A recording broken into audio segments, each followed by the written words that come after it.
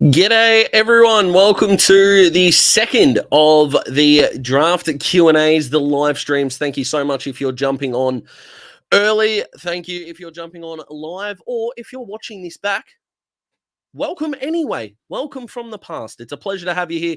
Fingers crossed you enjoy yourself this evening. We've got plenty of draft stuff to get through. We've even got some draft stuff that's already jumped in the chat before I even jumped on, which blows my mind already. Fingers crossed you guys have had a fantastic week. Another Sunday evening. I hope your weekend has been fantastic. It has been mental on Daz's side. Here we start with my amazing mum. Turned 60 over the weekend, and she's already not taking it well, but we love her. Daz Talks Footy. Went and caught up with her and played golf with the old man today. And if you're wondering how it went, if it didn't go well, I wouldn't have brought it up. But we're here now and we're doing well. Fingers crossed you are doing well as well. So if you weren't here for the first one, pretty simple. Jump into the chat on YouTube, chuck your questions in there. They'll appear on my screen. And if I'm good enough to keep up, I'll answer them live. Pretty simple. So fingers crossed plenty can jump in, but we've got a couple here. We'll start with Michael, who's got a couple here. And I'm really glad we get to start with this one, Michael, purely and simply because I couldn't agree more with you than what's popped up here. Why don't more teams bid on academy and father-son players to make that team pay their fair share? I agree with you, especially with the discount. I don't understand. I don't understand why Nick Dacos got to pick 4. I don't understand if Jed Walter does not get bid on at pick 2, even though I think he will. But I agree with you. Make clubs pay a premium.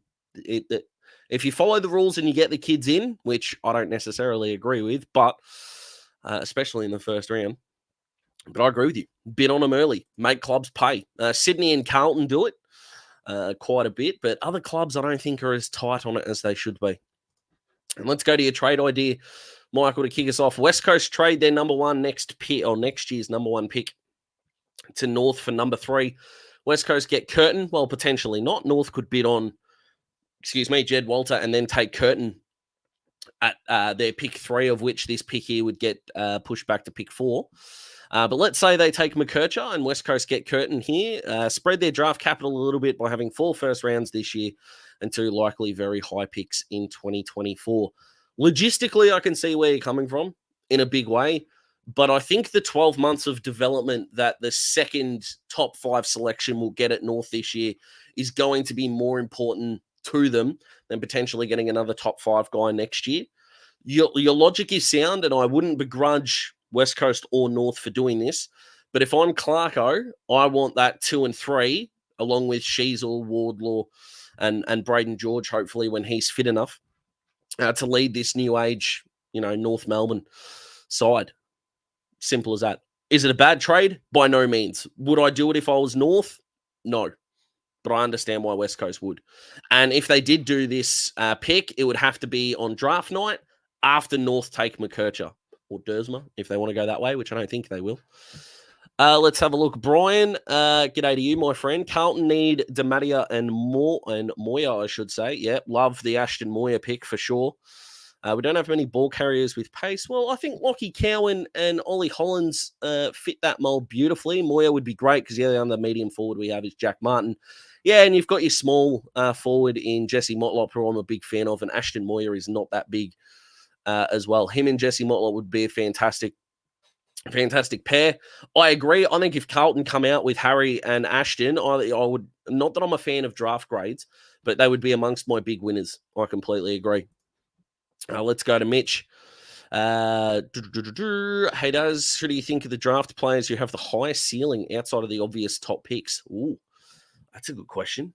Big upside. Oh, I think if we're talking a player that could get to superstardom depending on where they land, if I can half change your question here, Mitch, I think if Nate Caddy gets into either Melbourne or Geelong, or maybe even the Giants, I reckon he's got big capability. I feel like if he lands at, say, an Essendon, for example, and this isn't me attacking Essendon, this is me maybe going after their forward line a little bit, but if he's made to be a bigger piece than he's ready to be, he might struggle a little bit early, but you put him in Melbourne's forward line behind Van Rooyen and Fritsch and Pickett, and maybe even McAdam, if depending on how big of a fan of McAdam you are, or you put him in Geelong with Hawkins, Cameron, Myers, and these guys, or I think his development would just shoot through the roof. So Nate Caddy stands out for mine, and I'm still a believer in Ashton Moyer. When you're a top 5 talent at the start of the year, I don't think that fades away all that quickly. Even though he didn't have a lot of standout, your 25 and 4, I still think he's going to be a very good player. Thanks, Ian. It turns out that it was just more lighting than it is the camera because it's the exact... Oh, no, it's not. Actually, it's my other laptop that I'm using. So I appreciate that you think that. Let's go to the Dockers page. What do you think Freo's chances of trading up to get Dan Curtin? I think 0. They do have 3 first-rounders and 1 second-rounder for 2024. I understand that. They've got their own Port Adelaide's and Collingwoods. I don't think any of those on their own get the job done for, we're going to say, pick 3 here. If Curtin does slide past the Bulldogs, then you might be looking at maybe Port Adelaide and Collingwoods, or maybe Freo's and Ports. Maybe, but I think you'd stockpile those picks and maybe send 2 of them to Sydney for Logan McDonald and something back, as Ryan Daniels has reported. I don't think Dan Curtin's the answer for the Dockers in their defense or even their midfield. They're the 2 parts of the ground that Freo have got covered. I think they still need to go centre forward players. Colin, all the better for you jumping on, my friend, and I hope you've had a fantastic week as well.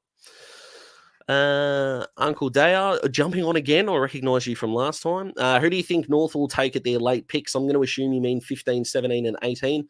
I think they need to take at least 2 tools. I would bank on either Ollie Murphy or Ari Schoenmaker being one of those tools. They could even go for a ruckman, a Mitch Edwards, a Will Green, or even a Taylor Goad if they want to make a reach there. But I think they're still going to be interested in Geelong's first pick and maybe use 2 of those to trade up and target Riley Sanders. If they can come out of this draft with maybe Curtin, Dersma, maybe at 2 and 3, which would be extraordinary for Colby to drop. But if you said to a North fan, you're going to come out of the draft with Dersma, Dan Curtin, and Riley Sanders, I feel like North fans would jump out of their skin. But if they keep 15, 17, and 18, I'm going 2 talls and Lance Collard would be my prediction there.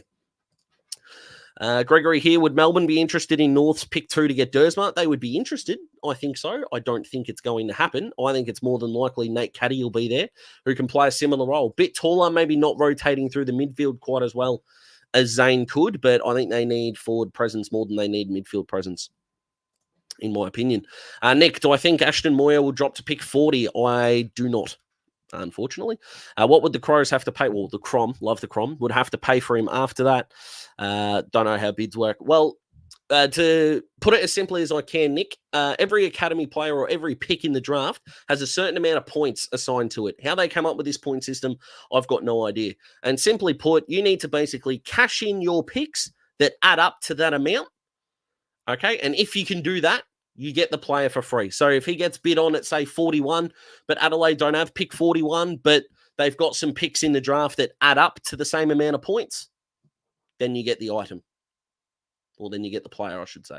Okay, I hope that is a very basic answer, but if I spend 20 minutes of this live stream breaking it down a bit further, I might bore the rest. But I hope that helps, and I hope you can get a greater understanding, mate, because Tyler Welsh next year is going to be a star, and he's going to go early. So keep an eye out for that.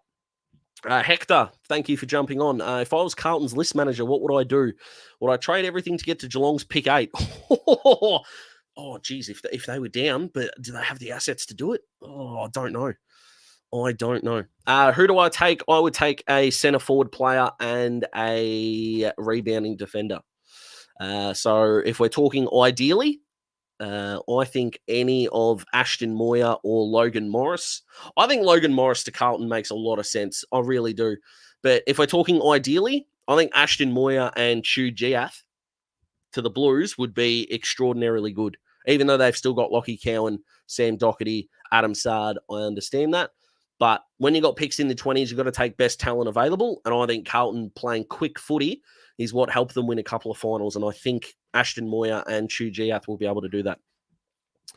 Philly, out of the top sort of 15-ish players, who do you think might be the biggest bust? I'm not really going to answer this question because I don't really like the fact of 18-year-olds not having a big career. What I will say is I think we're not getting as many. Now, people are going to point out examples of players who were, and I don't want you to do that. But I think we're getting less busts in the top 10 than previous years. And that's on the fact I've done no research on this so far. So in terms of who might be a bust, I think a bust might be. I'd be more worried about club culture than I would a player's talent. Now that we've only got about 55 kids that are being drafted, I think the top 10 are standing out more than any more. But in terms of, I think boom bust potential, I still think a guy like Nate Caddy, depending on where he lands, could be a bit like that. Maybe even a Darcy Wilson. But again, it depends on where they land. But I'm not suggesting anyone's going to be a bust at all. Lemon Grab, hey mate, hope you're doing fantastically. Who would Cohen Sanchez or Jack DeLeon be a better option for Freo at their first pick? Probably 37. If they're both available, I would be going Cohen. Personally, I like Jack DeLeon, North Adelaide boy. Not getting a lot of hype though, and Cohen did finish his year off better. Now I know you got to look at entire seasons and things like that, but I'm liking the momentum that Cohen has built. So if I'm Freo and both of those boys are available and it's one or two, I would be taking Cohen. Alex, would the Demons consider trading 6 and 11 for North's pick 2? Oh, I think they might offer 6 and maybe next year's first. Maybe, if they've still got their first round pick. Is there that big of a gap between the top 5, 6 in the draft and the next tier? I don't think I don't think that stops at 6. I'm pretty confident in the top sort of 12 in this draft. And I'm still really confident with about 15 more that they're going to be good players, to be honest. So I think this draft is going to be a bit like 2017. I think it's going to go down as one of the more underrated drafts. But if North want to go for pick 2 and pick up Dersma, which would probably be the natural fit for them, it'd be a big risk to trade up for 2 and get McKercher, considering what they need, even though I love Colby. I think they'd be silly not to ask. And I think it would be silly for North not to consider it, to be honest. But they might need a guarantee that they don't take Curtin, which, of course, Melbourne don't have to provide. But if North don't take 2 and 3, I think they need to take Curtin. I really do. Clarko loves drafting his tools. PK here. What can the Eagles do to get another pick in the top 25? Depending on where in the 25 they want to go. If I was the Eagles, I would honestly be looking at GWS's second pick. I'd be looking at one of Adelaide's picks. But they are looking at the Gold Coast trio of picks in the 20s and maybe try and making up some points that way. So I would honestly be trying to go down the Gold Coast path. I really would. And then you get your Harley Reid, and then you can look for maybe someone a bit more centre forward and then maybe someone a bit more sort of centre back, if you will. I saw some reports that Archie Roberts and Riley Hardiman have been linked to the Eagles. Ironically, I have mocked both of those boys to the Eagles at their second pick throughout the year. But I think Gold Coast are going to be their best bet, because as long as Gold Coast have got the points for their 4 academy boys, they're going to be golden. And if the Eagles can come out of the draft with, say, Harley Reid, Riley Hardiman would be really good, although I'm a big fan of Archie Roberts. And then if you're looking for someone in sort of the centre forward department, you might be looking at a small, even though they got Brocky. Do they even go a Logan Morris as a third tall? Maybe I like Logan Morris more than anyone else, but I think going for Gold Coast pick is going to be the way to go. Hey, Daz, if the Crows were to trade up on draft night, who do you reckon they would be after? It's a good question. I think if they were trading up, I think the only club out before the Crows' first pick that will trade is Geelong. I'm not really entertaining the thought of anyone else doing a deal. And if they were to trade up, I think it would be for Connor O'Sullivan. And then they would target just their best available with their next pick. Could George Stevens get there? But could you imagine Adelaide getting Connor O'Sullivan and George Stevens? I might buy an Adelaide membership on that, and I'm a Hawthorn fan. My goodness. Caleb Winslow might be another one, but the Giants are really into him. But again, on draft night, I think Geelong might trade away that pick because there's going to be so many clubs that come for it. But if I'm the Crows and if I do want to trade up, I'm getting myself the centre half back, and that being Connor O'Sullivan. If the Hawks don't take him, whether this is a big call or not is up to everyone else. But if Dan Curtin is off the board, or maybe he's not. If Dan Curtin is on the board, I should say. So let's say the draft goes Harley Reid, Jed Walter, Colby McKercher, Zane Dersma.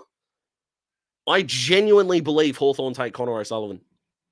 I have no insight knowledge on that. I really don't. And if I was Hawthorn, I'd nearly do it as well. Curtin, Watson, Sanders could all be very good. But my God, Hawthorn need a centre half back. and I'm doing it. All right, another trade idea from Mitch. West Coast trade their first round pick next year in 2020.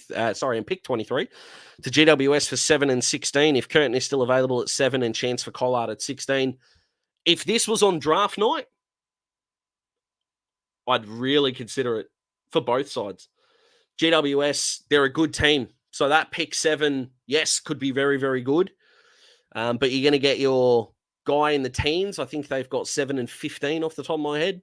So you're going to get 15, 23. You're going to get a top 5 pick next year. You've still got Adam Kingsley there. And they don't really have an old list. Yes, they've got experience, but it's not like they've got old guys. I like this a lot for both teams. Again, only on draft night for obvious reasons. Do I think Luke Lloyd could fall to the rookie draft? Don't think so. I think he's going to be a lock. He plays in a position where there's not too much depth. So an Essendon, if Hawthorn don't accept a bid on Cole Shadir, which they might not if it's in the top 35, I think it's a player that they could trade up and get. I think if he was still there at Freo's pick, they should consider him. Yes, they've got Amos and Josh Tracy, but they still need key forward depth, in my opinion, or a club that could go for him there. There are others that I've probably forgotten about that I should be talking about. Could Collingwood pick him up as a project kind of tall? Absolutely, they could. I don't think he gets to the rookie draft, in my opinion. Sanchez, who are North's key defenders if they aren't going to take Curtin? Yeah, it's a good question. I think they've got Toby Pink, the Sandful guy. I think he was playing last year.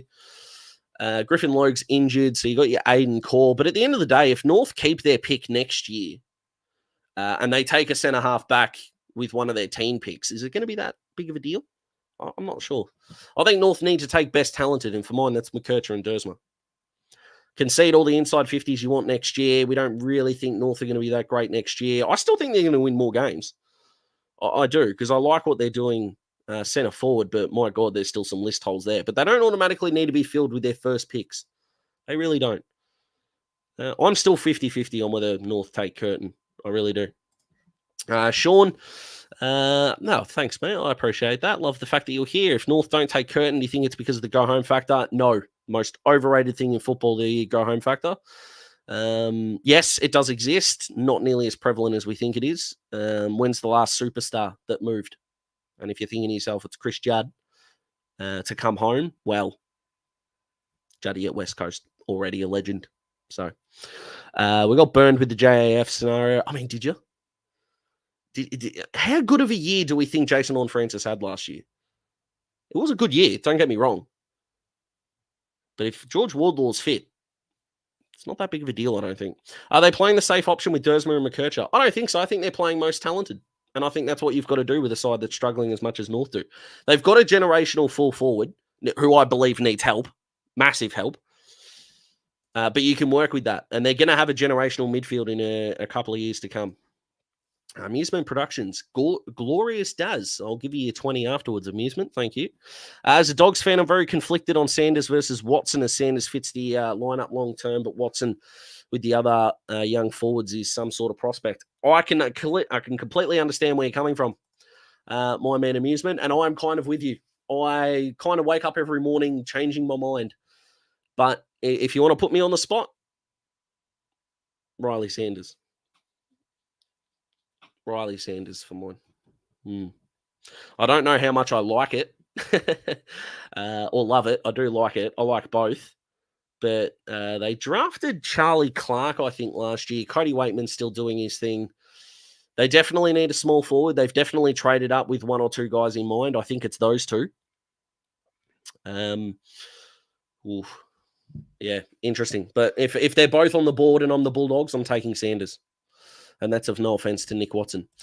Jacob, great man himself. See him on Talking Hawks a lot. Would McKercher suit the Hawks if we drafted him? I'm guessing he'd have a role similar to Joshy Ward's and play on the wing. He doesn't suit us best 22 style, and I know that may seem conflicting because we chased Bailey Smith, but I would much rather the Hawks take either a centre forward player or a key position player at that pick, because if we were that interested in Bailey Smith, I think we're going to try and do it again. So if we're going to get an outside midfielder, I think we're going to try and do it with a 22-year-old who we think can get to a superstar level rather than an unproven 18-year-old, even though I love Colby in a big, big way.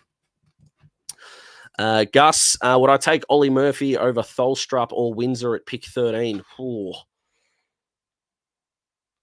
I would take him over Colton. I don't know if I'd take him over Windsor because one of your other picks could be Ari Schoenmaker.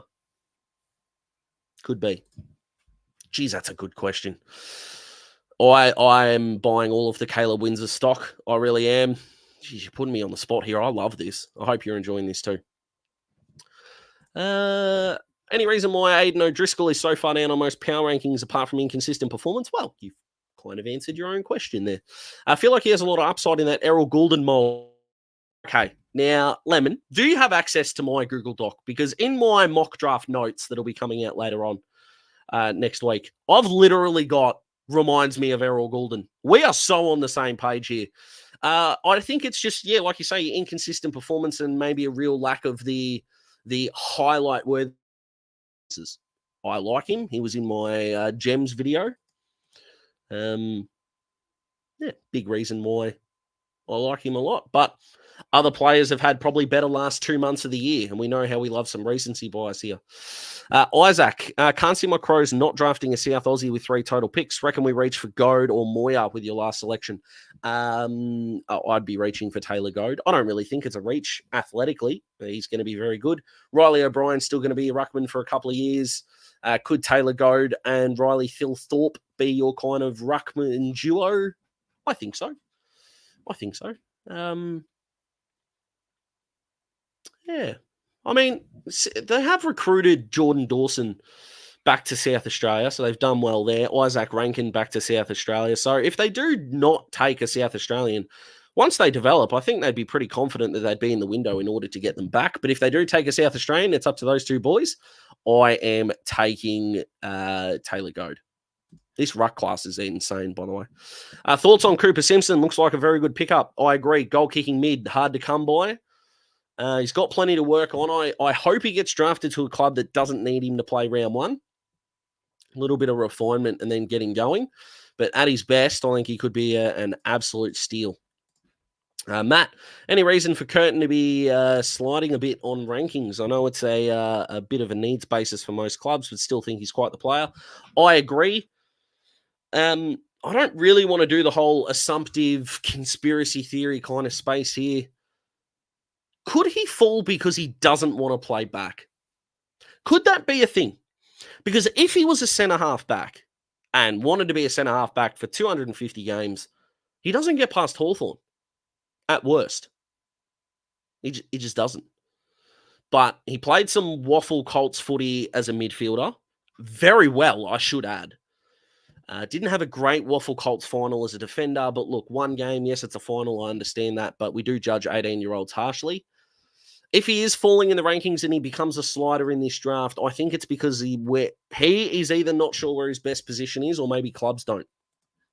But I have, again, no inside knowledge on that.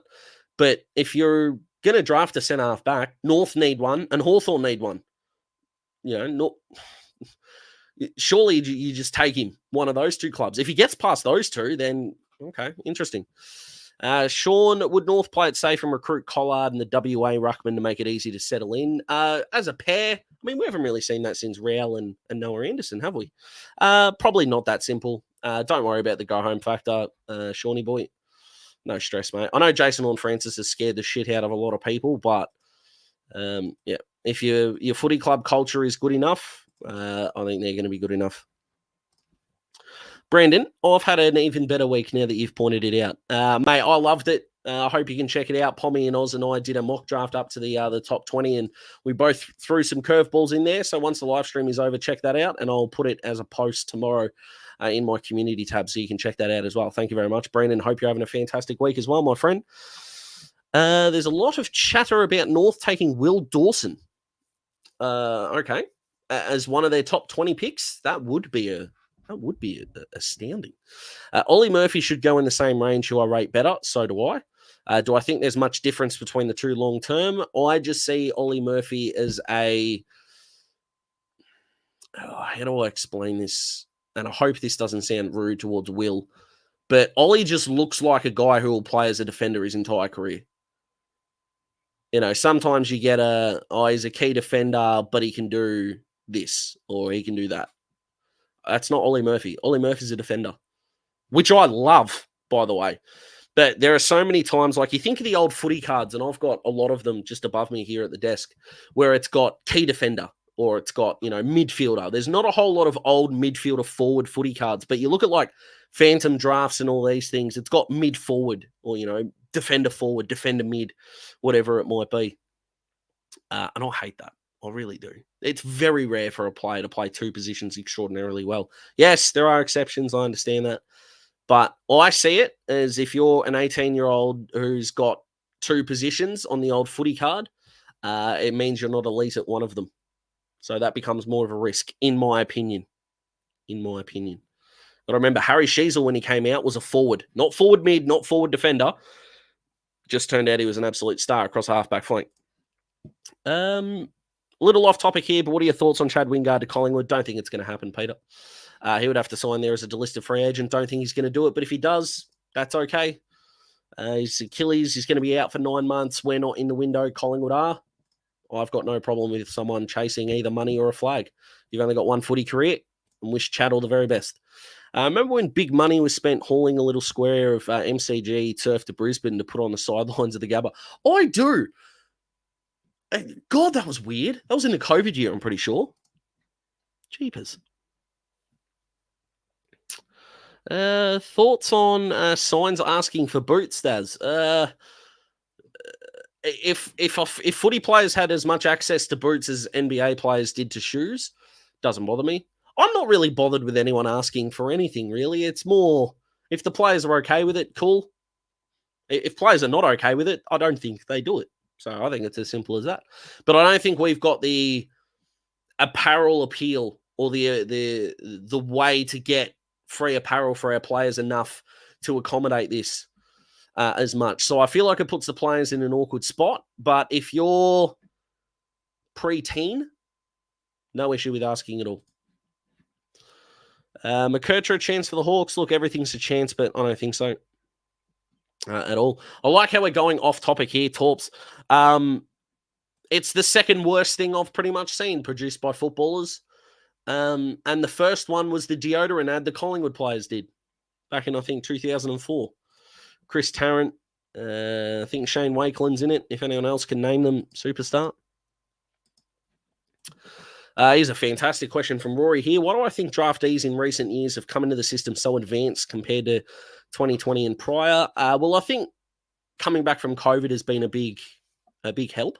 But I think the reason why we're getting more players who are better at 18 are for a couple of reasons. The first one being the rules. The rules of the game really do allow particular players in particular positions to transition easier, which I think is a good thing.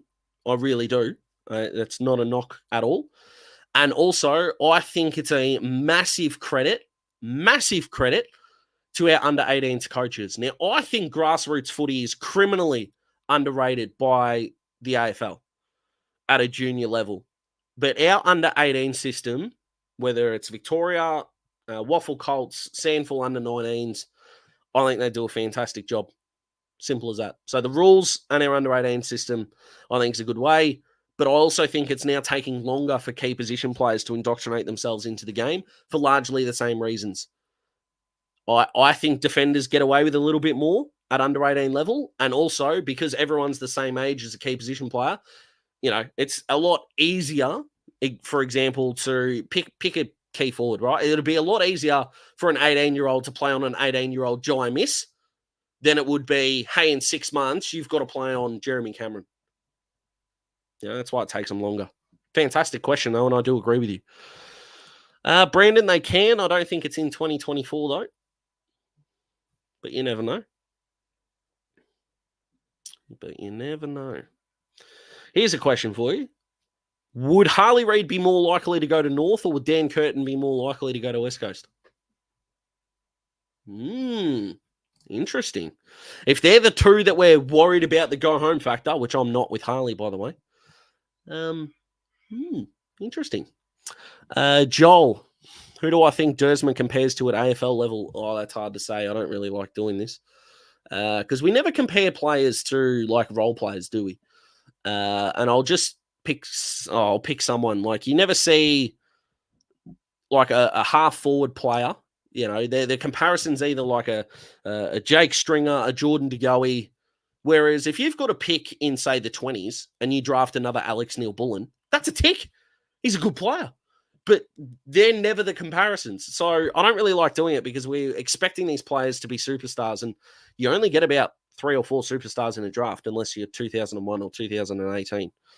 My goodness. What have we got here? Brooke. Great man. Great one, I should say. G'day, Daz. What's your thoughts on the 2 delistings of Wingard and Stevens? Yeah, it's fine. If Collingwood get Wingard, what's a Hawthorn get? Probably mockery on social media, Brooke. Yeah, that's about it. Don't get anything else. But it's purely done so the Hawks could take 4 selections. So Hawthorn could take pick 4, Will McCabe, match that bid, Cole Shadir, match that bid, and we could potentially have enough left over for a 4th. Get them on the senior list because it wouldn't be taken in the rookie draft. We could put Wingard and Stevens on the rookie list as well, and there's your 42 sorted. Hope that helps. Do I think both Gunston and Curtin, if drafted to the Hawks, would start round 1? Yes, I do. Mm-hmm. I don't think, depending on opponent, I don't think Hawthorn are playing Sam Frost at centre half back. But if we play something like Carlton, you know, you might need to. I'm not putting James Sicily on Harry Mackay, personally. Whether it's Jay or Joe, not a whole lot. Just doing a live stream, fellas. Hope you're enjoying. Will.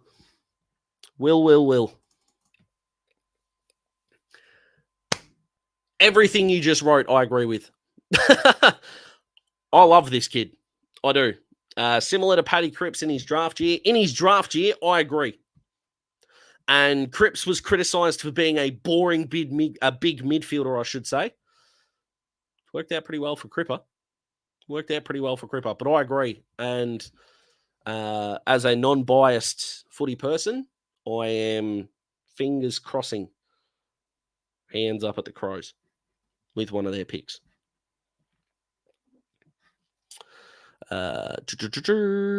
Brandon, fantastic to hear. If we're getting McCabe, do we need O'Sullivan too? Both natural centre half backs. Will McCabe is not a natural centre half back. Not at 18. He's not built for it yet. So if you take both of those 2 boys first, you've got the midfield that was, I think, 5th in centre clearance differential last year. Yeah, we need to get a bit, you know, bigger, tougher, and stronger around the midfield, around the ground. Stoppage clearances for the Hawks, not that good last year, even in wins. I think even Brisbane beat us in the stoppage clearances when we beat them during the year.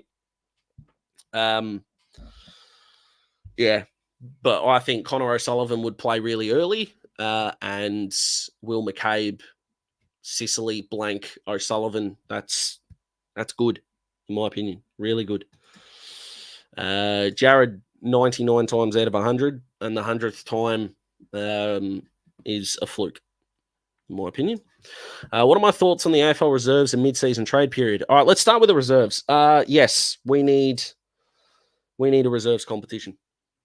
We do. Simply. Every club, and I mean, look, Hawthorn and Box Hill have got probably the best VFL relationship in the league. So this isn't coming from someone who's a fan of a club who's struggling in the affiliation department. All right. But yeah, we need a reserves comp. Simple as that. Simple as that. Would it be curtain raisers all the time? I'm not sure, because I still think we need to do a much better job at getting the AFLW on our screens. I don't know if anyone's watched any of the finals, but 3 out of the 4 of them were absolutely outstanding to watch. Adelaide, Brisbane, my goodness. Tight finish. Extraordinary. I don't mind Luke Lloyd to Brisbane, actually. I don't. I know they've got the 2 key forwards there and they just picked up Brandon Ryan. But Brisbane can go for guys that they like. So, yeah, I don't mind it. What are my thoughts on Saints' second pick, 21, Charlie Edwards? I like it, Gus. I like it a lot. I still think they're next premiership midfield. And I only say if they do get one. I'm not saying that to spite any Saints fans. But if they are going to win a flag under Ross, it's not with the midfield they've got, in my opinion. Rory, who is my tip for the Rising Star next year? Ooh. That's a fantastic question. If it's coming out of this draft, I think Harley Reid's definitely going to be up there. Colby's going to be up there as well. I still reckon Caleb Windsor as an outsider. Yeah, I really do, depending on where he ends up, of course. But if we're picking someone from last year who we didn't get to see, I'm not discounting Braden George. This kid's got some talent. Chris, I've already answered this question, but I'll just quickly drop it here, mate. I'm taking Riley Sanders in that scenario. If the Eagles trade 1 for 2 and 3, hypothetically, would I trade Dusty for Jake Lever and Zach Merritt? That's an interesting question. Right now, I would. Yeah. Just straight up, yes. Brooke, no stress. I think George Stevens' best comparison is Ollie Wines. Don't mind that at all. No, Pommy, it was an absolute pleasure being on, mate. And fingers crossed you'll be keeping up the great work as well. You're an absolute star. Love you, great man. Jacob's liking the idea of O'Sullivan at the Hawks. Love that. Who does he remind me of? Ooh, good question. You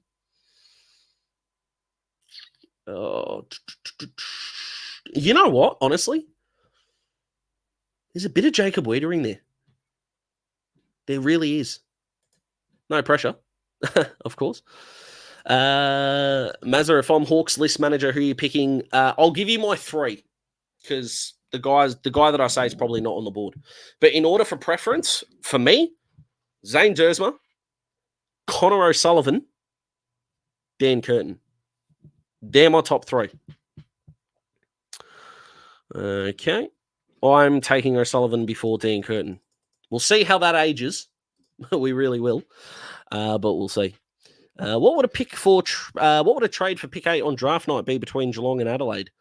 Only think the Crows do it if O'Sullivan is there. Completely agree. And it would be 2 of their 3 picks. And I reckon it would be their first and third, wherever they end up, because we don't know how many academy bids are going to end up there. I think Geelong will want their first 2. I think Adelaide will want to give up their second and third of their 3 picks in the top 20. And I think they'll go the first and the third pick. And the Cats will be able to get some really good players there. All right. Keep getting the comments in, guys. I've just about caught up, which is fantastic. If you've got anything else, please chuck it in. But while you do that, while you fantastic people do that, I'm just going to give you a little bit of an insight here for those that are here live, and there are plenty of you. 93. Holy crap. 95. Jesus. Thank you. First of all, holy smokes. Normally I would have my glasses on, but because the glare will come off the screen and it'll look terrible on stream, I don't have them on at the moment. And I've just checked. 93. That's nuts. Jeepers. Okay. Learn how to talk, Daz. This is going to be a big bonanza. So for those that have enjoyed the draft content, plenty of you have, and I'm unbelievably grateful for that. I think you're really going to enjoy what's to come, because here's what next week looks like. Okay. On the 18th of November, it's currently the 12th, but on the 18th, on Saturday, the 18th of November, my November mock draft. Every pick. There will be trades in there. It will be very long, but hopefully you enjoy it. The 19th, next Sunday, we're back here. You'll be able to react to the mock draft if you haven't already in the comments. You'll be able to give your final predictions, reactions. It's going to be awesome. And you're going to be able to join live. That's on the 19th. So 18th, mock draft. 19th, back here, Q&A, live stream, all of you here, and more. Going to be awesome. The 20th, of course I'm live streaming the draft. Of course I am. With guests, hopefully. We can get a few popping in and out. Might even get some of you to jump on. If your club is picking live, we might even be able to have a chat there. That would be insanely good. And then we'll do day 2 as well. And hopefully I can keep you entertained in between picks, because my God, it takes way too long for selections to be made. It really does. But that'll be fun. So day 1 and day 2. So that's 18th, 19th, 20th, 21st. And then either the 22nd or the 23rd will be a video on the draft reaction. And then from there, I might take a week off. I might. I might. We'll see. But my God, this is fun. All right. We've got more here. Rory, do I think Ollie Murphy will fall to North's late first-round picks? Do I think so? No. Would it surprise me? Not really. Not much in the draft does anymore. Do North need to get a defender with one of their picks this year, or can get away with taking someone like Ethan Phillips in the rookie draft? Well, please don't take Ethan Phillips. He's training with the Hawks at the moment for an SPP spot. Supplementary player. Yeah, SPP. Yeah, so don't do that. So, yes, please get a defender, North. Big J, I think, would have put that in the chat. Yes, please go get the key defender. That would be very nice. Would North be better off not picking Dersma? God, I hope not, because I'd love him in the brown and gold, but instead pick Archie Roberts or Hardiman with a later pick. Well, they're not. Well, that's interesting. But instead pick Archie Roberts or Hardiman. Well, they play two very different spots. Both of those boys are more of your half backers, and Dersma is your centre forward. I just think a forward line of Larky, Charlie Comben if he's fit, fingers crossed, and I'm going to forget someone here, but Cam Zerha, Paul Curtis, Cam Zerha, Paul Curtis, Zane Dersma, and I'm definitely miss Braden George. It's not bad. It's not bad. I like it a lot. Move Sheasel forward. I just don't think they can afford to at the moment, Alex. They need quality ball users to get it in there. I honestly think he could be wasted. Jacob, if the Hawks don't take Cole Shadir, who do I think the Hawks could take with their third pick? Luke Lloyd. I think we still need to take a key position forward in this draft. I really do. Yes, we got Troll. Yes, we got Gunston. But Mitch Lewis hasn't played more than 15 games in a season. Gunston's over 30. And Dimmer clearly doesn't like the work ethic of Marby or Chol. So I still think we need someone coming in, developing nicely.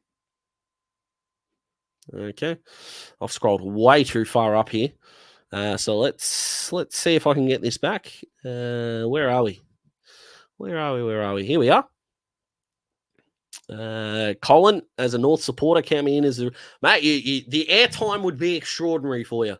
Let me tell you, because the 5 selections on day one would be unbelievable. And I'm not kidding you. If Caden Cleary does get bid on day one, and Will Dawson, who's Will Graham, I should say, who's got an invite to day one, there could be 30 picks on day one. Could have more picks than day two. Is that not crazy to anyone? Nuts to me. We'll get picked up at the Hawks. I agree. Should they do a rule that if a player has a brother or cousin to draft in the same team in the future? Brandon, no, I don't. And the reason for that, if you've watched my ways to fix the AFL video, I don't think father-son should be a thing in the first round, let alone bringing in more family members. Taylor, I think I kind of answered it. I don't really think so, but they could. They really could. They've got the points to take him, I think, without going into deficit. At the current Phantom draft rankings, they've got enough to take him at 26, which I think they've already got 26 anyway. But with the bids, it becomes a bit more confusing. But I remember doing the math on this. Now, I had a couple of amber ales, so if I'm wrong and someone corrects me, more than happy to take that on board.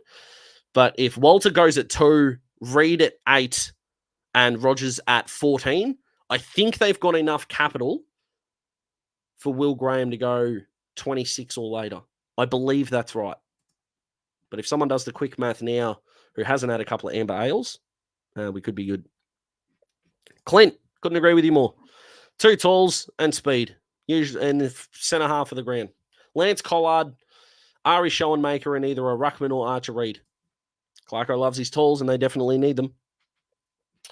Big J, love to get you on, mate. Love to get you on. Comben to play backline next year. As per coach's comments. Well, I probably should have asked the family member. He's the only one that stayed after last year. Everyone else is gone. Lee Adams, for those that don't know, he's married to my cousin Cass. Ripping bloke too. Need to get some forwards this year. Yeah, couldn't agree more. Larky kicked 70 and the next best only kicked 26. Jesus. I hope by the time Nick Larky and Mitch Lewis retire, we understand how crazy it is that those two went in the 2017 draft in the 70s. Now, if you're taking Mitch Lewis over Nick Larkey at the moment, you're crazy. Nick Larkey's the better player, better output and fitter, more consistent, gets on the park. But no Hawthorn fans complaining with Mitch Lewis, but extraordinary that they were so close to each other. Rory, yeah, I hope so. It would be an extraordinary story. Do I think my instincts say no? Rookie draft, probably. But God, I hope so. How good would it be? Can we start rewarding these blokes who are actually footballers? Please? Is it really worth Geelong splitting their pick? Again, it would depend who's there, Lockie. If you're okay with that, I know it says Lachlan there. I'll go with Lachlan just so I won't make any assumptions. Again, depends who's there. So if Geelong are looking at a guy like, say, Caleb Windsor, who they want at their pick, and GWS take him the pick before, then they probably go, you know what, 2 for the price of 1 might be worth it. But if their guy, who they love around that mark, Riley Sanders could still be there, figuratively. Like, it could go Reed, Walter, McKercher, Dersma. We'll say Hawthorn take Curtin. And then you've got the Bulldogs could take Watson. Then you've got the Giants take Windsor. You've got O'Sullivan, Wilson, and Riley Sanders on the board. If I'm Geelong, I ain't giving it up because I'd take Riley Sanders in a heartbeat. So again, on draft night, it will really depend. But if their guy who they love, and I don't know who that is still on the board, I don't think they're giving it up at all. Watson will be taken by the Hawks. Decision has been made. Curtin did an interview well Thursday. Okay. I'm not saying I don't believe you, but I don't think so. I disagree. Happy to be wrong because he looks a gun. That doesn't make sense to me. Why we'd go get Guinea and then Nick Watson compared to what else we need. But then again, best talent available. If we think it's Nick Watson, who am I to disagree? What do I think happened to Ashton Moir this year? Originally struggled against bigger bodies, did get injured a little bit, and his last 2 months of the season, he wasn't really having best on ground performances, so he doesn't really get talked about. The mainstream footy media really only talk about the first sort of 10, 12 guys at any particular time. And as it happened in the last 2 months of the season, Ashton wasn't there. It might seem a little cruel, but it's unfortunately the truth. Lachlan, I agree with you. Answered this earlier. Make them pay up. Absolutely. I think the Dogs will take Sanders. I agree. Go home factor is rife. No doubt on skill. Well, yeah. Not too many clubs are suffering. I don't think. Trying to think off the top of my head. Yes, the Swans gave up Jordan Dawson, but they played finals last year. Adelaide didn't. Rankin, very good for the Crows. But, a Gold Coast going to rue that? I'm not sure. They really haven't yet. Horn Francis to Port. Wardlaw looks like he's going to be a gun, so we'll see. And I think one of their picks that they got back as well, they took Paul Curtis, who I think's been a fine player. I really don't think it's as damaging as we think it is. Tanner Bruin was fine at the Cats. And if we count Ollie Henry as going home, well, then I might concede because he was very good. But the club that he left won the flag and the club that he went to didn't play finals. So, would I be surprised if McKercher was available? Yes. Would I be surprised if we take him? No, if he's on the board because he's going to be a star. Sam, I've already answered this question. Harley's the obvious pick, but if we're going outside of Harley, I think Colby McKercher, in my opinion. All right, guys, we're heading up to the 49-minute mark, so I'll be jumping off shortly. You don't have to jump off yet. But in case you missed it, there's going to be 4 days, my 4-day draft bonanza. There's going to be my last mock draft. I'm going to jump on with you guys one more time next Sunday. So Saturday mock draft. Sunday is going to be another draft Q&A, the third and final one. And then we've got live streaming the 2 days of the draft and then maybe a day off. And then I'll do my draft reaction video somewhere, some way. And then maybe a few days off. Maybe. I don't like taking days off. It's my hospitality background. I hate it, but sometimes you need to. Thoughts on Lance Collard being a flight risk? Good players don't really leave good clubs. Good players don't really leave contenders.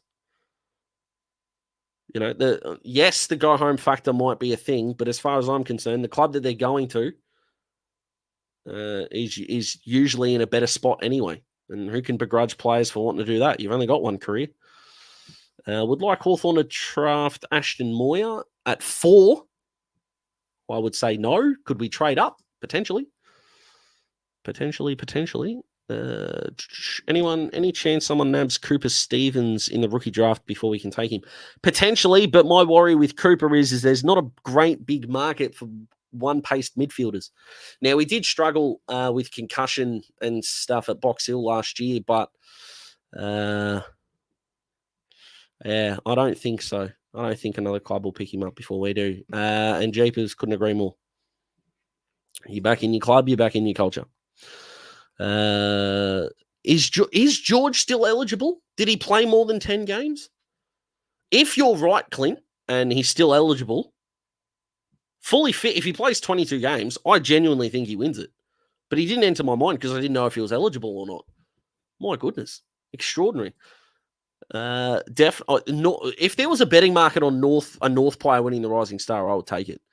Could I see any Tasmanian guys sliding because of the incoming team? No. Luke? I'm a big believer in that you are going to get a bigger ransom for guys that want to leave with senior experience than you are not so. And you might think, but Jason Horne-Francis, North were offered 3 first-round picks by the Crows, and they didn't. They did get a good return for him anyway. Yeah, but that's the exception to the rule because it was only there for 1 year. Considering the Tassie team is 4 years away, 4 years of Colby, Ari Schoenmaker, and I'm forgetting the other one. Someone remind me in the comments who the third one is. Oh boy, this is not good. Someone help me. In that range. Anyway, you're going to get a bigger return with 4 years experience. They'll have played maybe 60 games plus, and you're going to get a fortune. And you know what? And this is going to annoy a lot of Hawthorn fans here. I think the player that Tassie are going to target more than any other, because he's going to be out of contract in his prime and has leadership material. Sorry, Hawks fans, but Tasmania are going to offer an absolute shit ton to Will Day. Whether he takes it or not is not the problem. And he's not a Tassie boy. Doesn't matter. But they're going to look for a marquee player. He fits every bill for this Tassie team. He really does. I think it is James Leake. Thank you very much, Taylor. Star. Alex, Ollie Wines for George Stevens. I can see that as well. Wardlaw played 8. There you go. Eligible. Bang. Just about my pick. Just about. Rory, thanks as well. You and Taylor with James Leake. All right, guys, we might stop it there, actually. Thank you so much for jumping on. I hope you enjoyed the upgraded camera quality.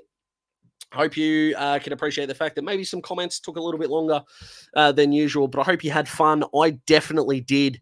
And for your mates that love their draft content that couldn't jump on live, feel free to recommend them because a lot of clubs, basically all of them, were covered in this chat. Have a fantastic week. I can't wait to talk to you very, very soon. And make sure you're here for the 4-day draft bonanza. That is mock draft, a full draft. At this point in time, I have 58 selections, including trades. So I'm looking forward to that. Day 1, day 2, another draft Q&A. Riley Sanders is the one that I'm looking for. Liam, thank you very much. So the 4-day bonanza is going to be great, and I'm going to end here with the great man Peps because the lace out, he does a fantastic job. If the picks stay the same, Nate Caddy, James Leake. They're my 2. Perfect. Thanks, guys, for jumping on. Hopefully your week starts off beautifully. Thank you for watching. Make sure you like the video so more people can see it. Make sure you subscribe or get your mates to subscribe as well as we build the Daz Talks Footy family. 2,200 before draft day would be amazing, and I will see you very, very soon. Good night.